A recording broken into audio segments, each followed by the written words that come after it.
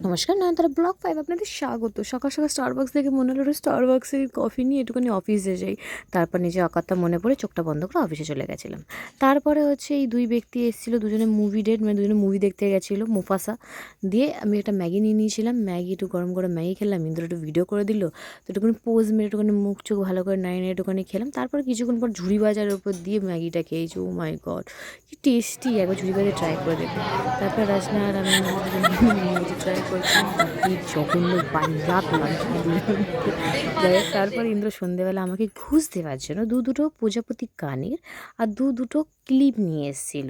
সেটা অমরদীপ আর হচ্ছে ইন্দ্র দুজন মিলে চুজ করে নিয়েছিল।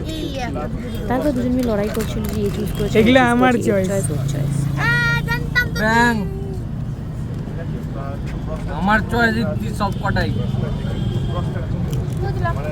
তারপরে এদের ঝামেলা অশান্তি করে দিয়েছে কি